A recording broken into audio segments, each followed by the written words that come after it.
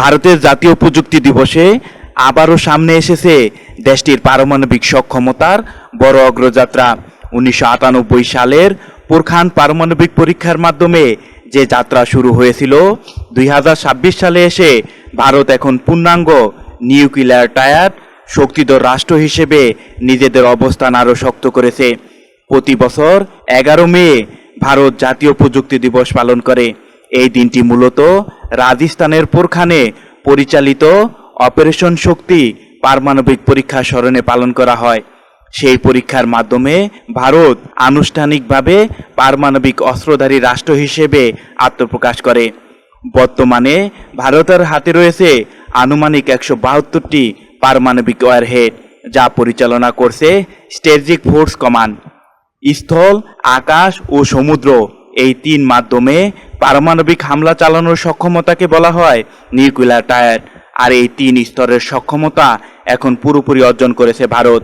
এই সক্ষমতায় সবচেয়ে গুরুত্বপূর্ণ অংশ হচ্ছে সমুদ্রভিত্তিক প্রতিরক্ষা ব্যবস্থা, কারণ পারমাণবিক সাবমেরিন সহজে শনাক্ত করা যায় না। সম্প্রতি ভারতীয় নৌবাহিনীতে যুক্ত হয়েছে অত্যাধুনিক পারমাণবিক সাবমেরিন আইএনএস অধিরমান। এর মাধ্যমে ভারত এখন সব সময় অন্তত একটি পারমাণবিক সাবমেরিন টহলে রাখতে পারবে, যা সেকেন্ড স্ট্রাইক সক্ষমতার জন্য অত্যন্ত গুরুত্বপূর্ণ। আইএনএস অধিরমানে রয়েছে K4 ব্যালিস্টিক ক্ষেপণাস্ত্র বহনের সক্ষমতা, যার পাল্লা প্রায় 3500 কিলোমিটার। এর আগে আইএনএস অরিহন্ত এবং আইএনএস অরিহঘাট ভারতের নৌবাহিনীতে যুক্ত হয়েছে। আকাশপথে পারমাণবিক হামলার দায়িত্ব রয়েছে ভারতীয় বিমান বাহিনীর রাফাল, মিরাজ এবং জাগুয়ার যুদ্ধ বিমান। অন্যদিকে স্থল প্রতিরক্ষায় রয়েছে অগ্নি সিরিজের ব্যালিস্টিক ক্ষেপণাস্ত্র।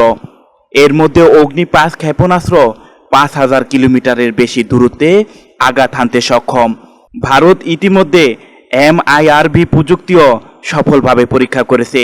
এই প্রযুক্তির মাধ্যমে একটি ক্ষেপণাস্ত্র থেকে একাধিক লক্ষ্যবস্তুতে আলাদা আলাদা ওয়ারহেড পাঠানো সম্ভব।